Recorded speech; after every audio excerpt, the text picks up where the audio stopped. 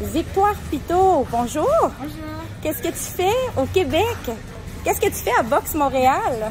Je suis venue ici du coup pour un camp d'entraînement de 1 mois pour commencer. Et puis j'ai des projets par la suite. J'avais envie de bouger de la France parce que je ne trouve pas tellement mon compte actuellement. Donc voilà, je suis venue tester. Tu travailles avec Daniel Bouchard pour le moment. Tu es ici pour 1 mois. Tu viens juste d'arriver le 5 septembre.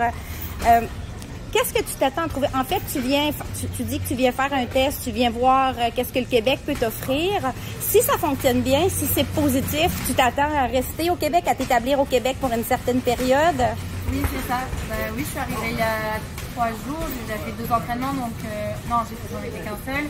J'ai fait une séance de palette déjà dans un premier temps avec Daniel pour qu'elle puisse voir à peu près. J'ai fait une séance de préparation physique et ce que j'apprécie beaucoup aussi, ce que je recherchais, c'était la présence féminine en fait, de pouvoir m'entraîner avec des filles et même le fait que Daniel soit une coach, que ce soit une femme, c'est un côté rassurant aussi pour moi. Le fait que je sois loin, c'est quand même quelque chose d'important cette présence quand on est une femme dans le sport.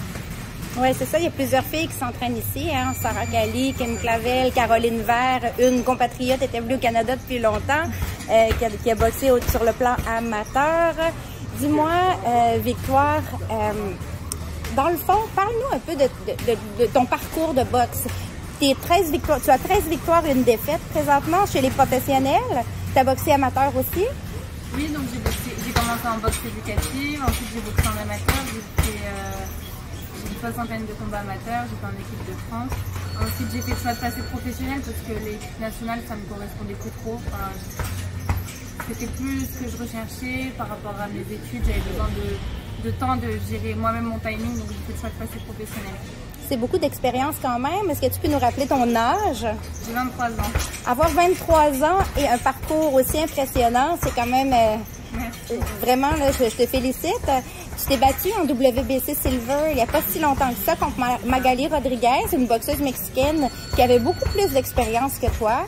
T'as pas réussi à aller chercher la victoire, mais c'était un très, très bon combat serré. Qu'est-ce que tu crois qui s'est bien passé pendant ce combat-là et qu'est-ce qui s'est moins bien passé? Oui, du coup, j'ai perdu le dernier combat. Moi, j'en garde que du positif. Je pense qu'il s'est bien passé. C'était en fait une bonne expérience. Je vais garder ce combat comme une très bonne expérience. Je pense que physiquement, ça a été un peu dur pour moi. Après, j'ai peut-être pas bien géré. Voilà, donc j'ai encore beaucoup à apprendre dans la boxe. Mais comme vous l'avez dit avant, j'ai 23 ans, donc j'ai le temps d'apprendre encore ce sur quoi j'ai fait à ce combat-là.